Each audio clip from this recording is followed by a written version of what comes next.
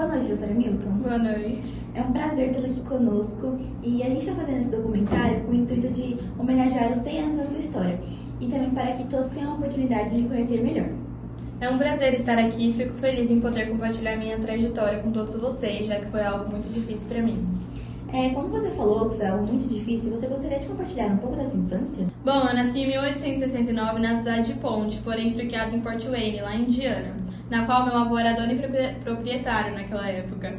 Os meus pais eram pessoas muito rígidas, então eles não concordavam com o ensino. Meus pais optaram que minha educação fosse na minha casa e eu completei a minha educação lá na escola de Miss Porter. Você comentou sobre sua criação em casa e que seus pais eram muito rígidos. Suas irmãs foram criadas da mesma forma também? Então, eu tenho 3 irmãs. A mais velha é a Edith, depois vem eu, a Margarete e por último a Nora. Todas tiveram a mesma educação. Um ponto interessante na sua história é que seu avô era um latifundiário de terra. Fale um pouco sobre esse período, por favor. Bom, durante esse tempo nós éramos um dos proprietários de terras. Foi quando aconteceu a Revolução Industrial e a quebra da Bolsa de Valores, que foi onde decaiu a economia do país e que prejudicou a todos, inclusive a minha família. Foi aí que iniciou a Grande Depressão do país, né? Sim, foi um grande marco da época. E como foi o início nas atividades clínicas? Dei início quando eu me tornei médica e por conta disso eu tive que me mudar para Fort Wayne, Chicago.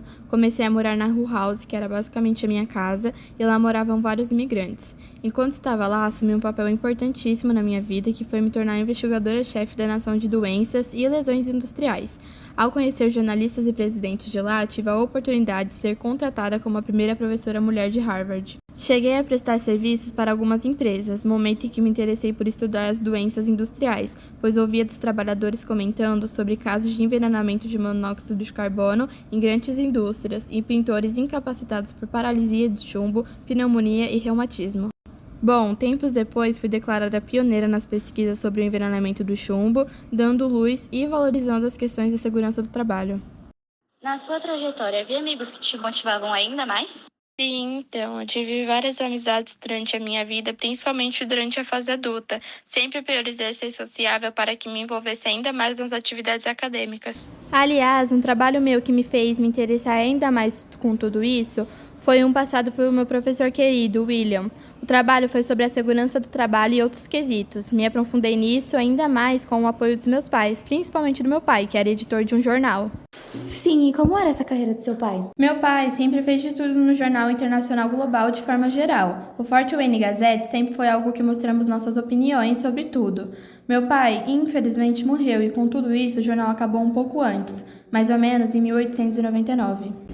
Durante essas pesquisas, você teve algum problema de saúde? Sim, durante o tempo enfrentei muitos desafios na saúde. Eu me dediquei totalmente porque aquilo era a minha vida. E como eu tive muita exposição, sempre corri muito risco. E quando eu foquei no envenenamento do chumbo, me expondo ainda mais, eu acabei tendo um processo bem complicado.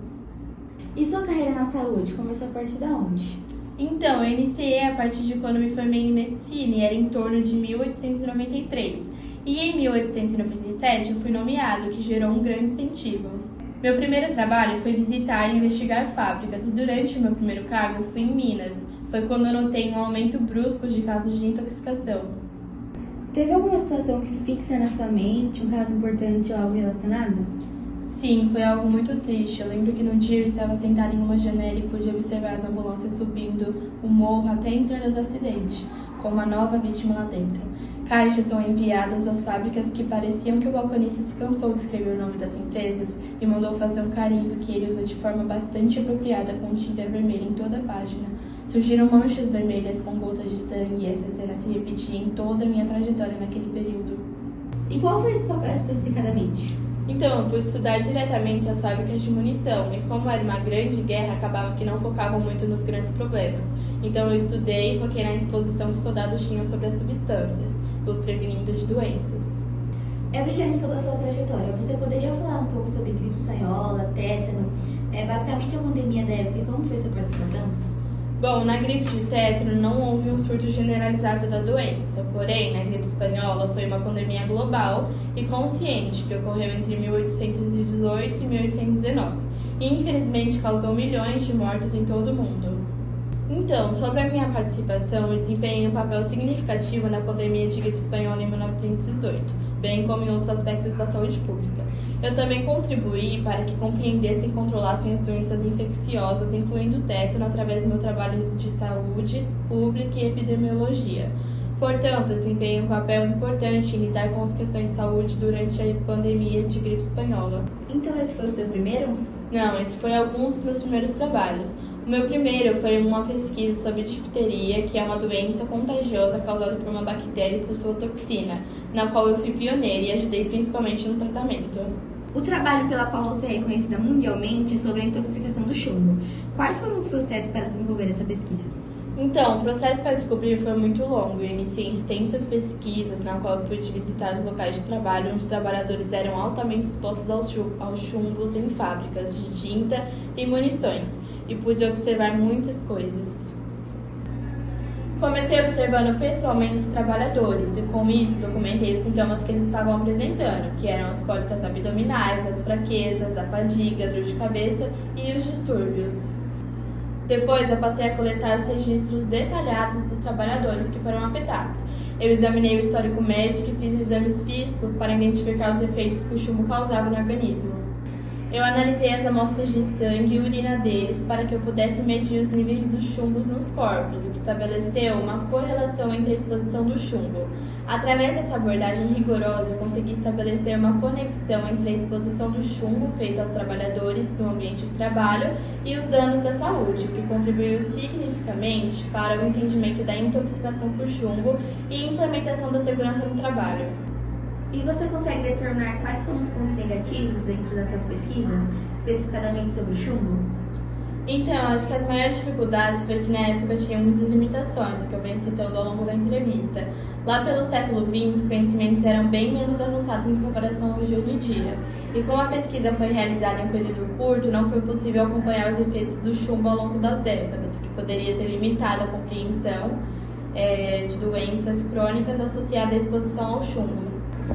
E quais foram as suas maiores conquistas durante seu trabalho na toxicologia que causaram mais reconhecimento e impactou você?